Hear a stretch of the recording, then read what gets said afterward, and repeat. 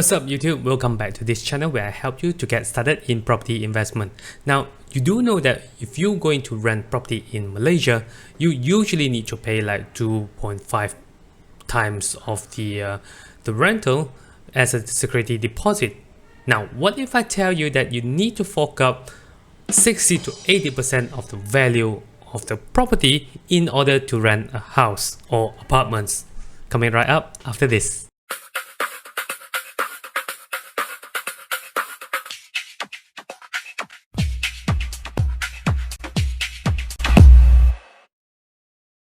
If you're interested to invest in property, I have a free course to show you exactly how to do that. Now, the link is in the description below. Yes, you heard it right. You need at least 60 to 80% of the property value in order to rent a house or apartment in South Korea. First thing first, before we get into how the normal practice in South Korea, it is better for us to look into how the standard practice in Malaysia for the rental.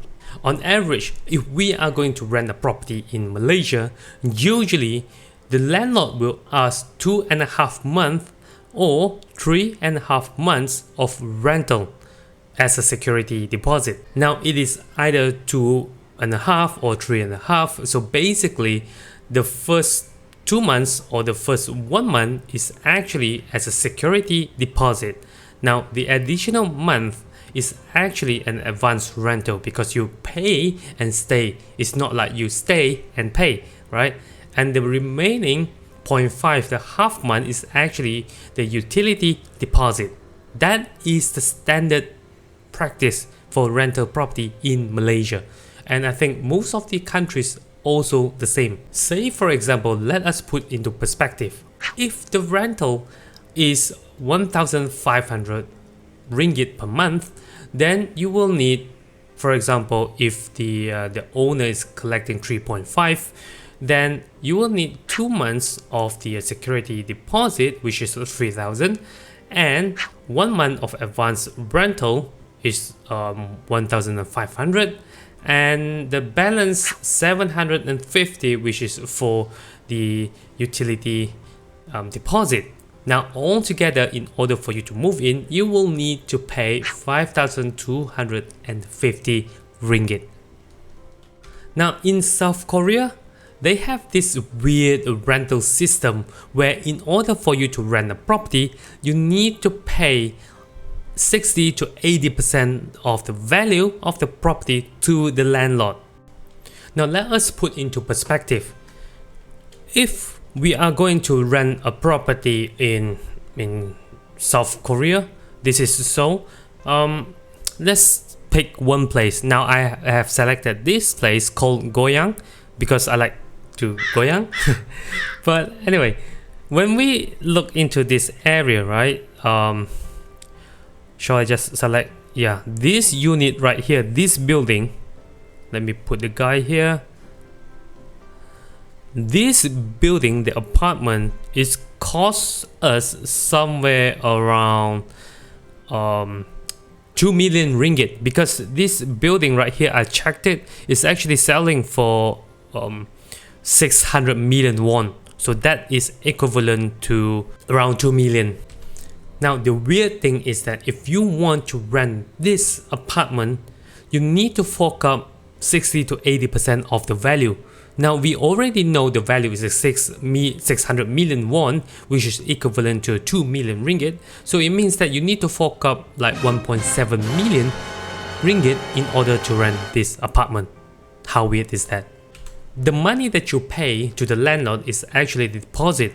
Now they refer this money as the key money. Now the tenure, the tenancy agreement, is usually up to 2 years. So you need to pay the money to the landlord in order to stay. This is a rental system in Korea called Jeonse.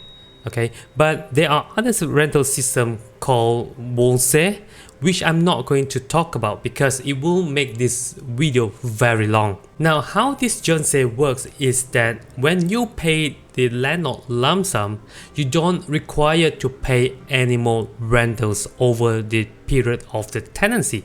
Now, but it is not a free stay because you already paid upfront in a lump sum.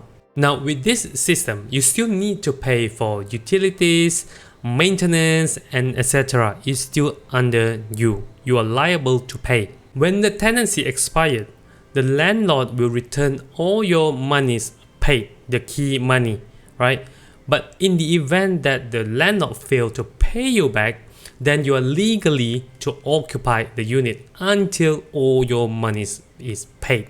Now, what if you want to continue to rent the apartment when the tenancy expired? Now, first we have to notify the landlord at least 2 to 3 months before the expiry. Then, when the time to renew the tenancy, they have to look into the current value of the property.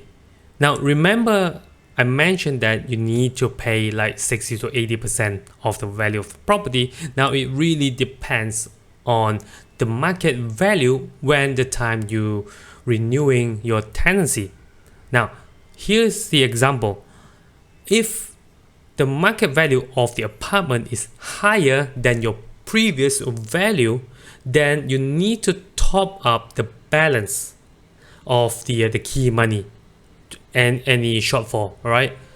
So the other scenario is that when the market value drops, right, than the previous, then the landlord needs to pay you back the balance, so you're getting the key money back. Now, when we talk about 1.7 million ringgit, you will have in your mind how on earth that South Korean people can actually afford to pay this kind of money.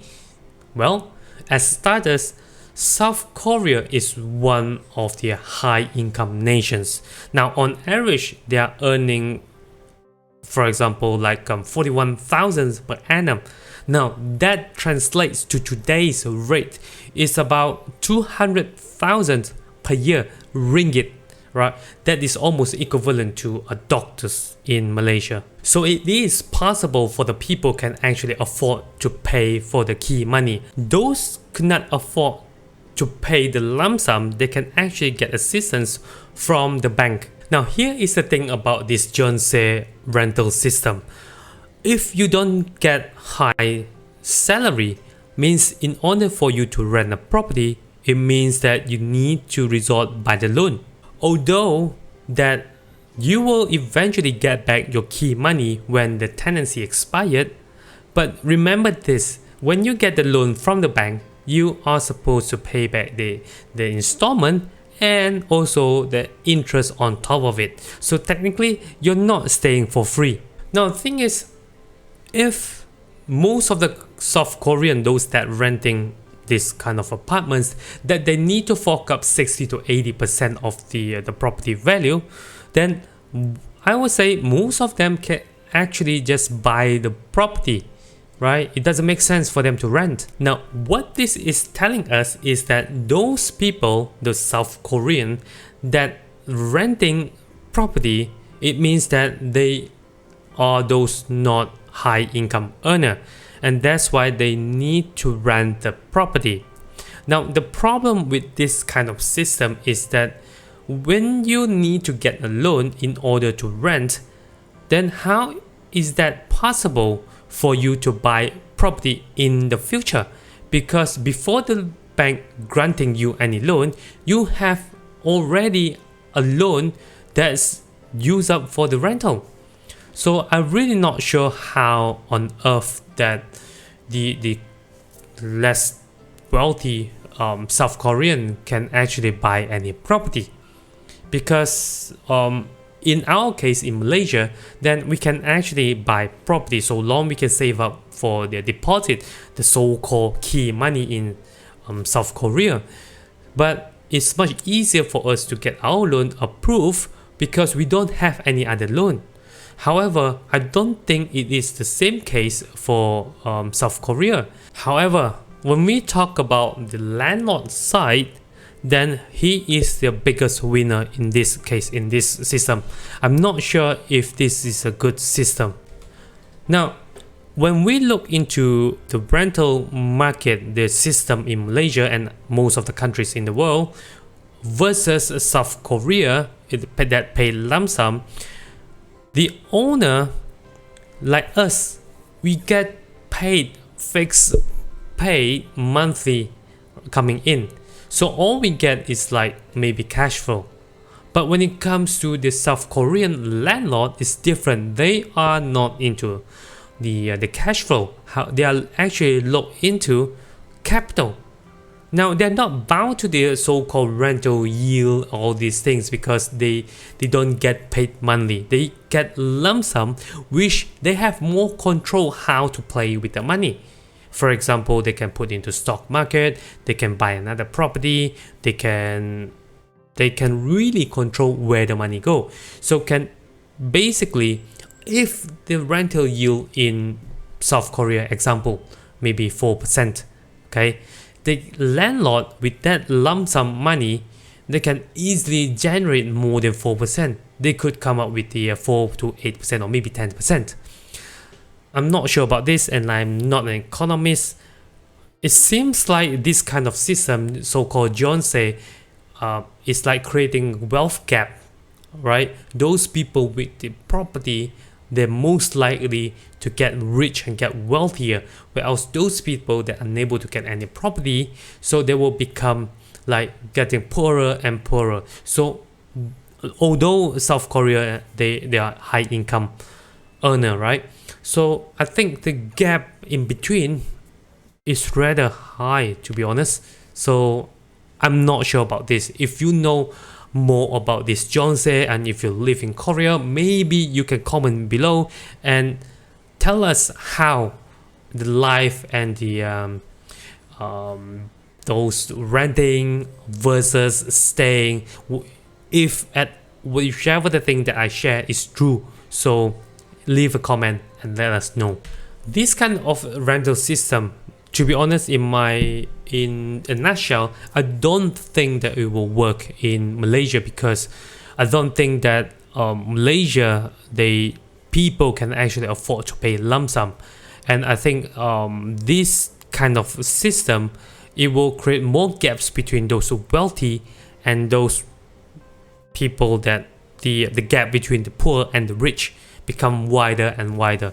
So I still pro to the existing system that we have. And yeah, don't forget, if you're interested to invest in property, I have a free course where you can get it at the description below. Other than that, I hope to see you in the next video.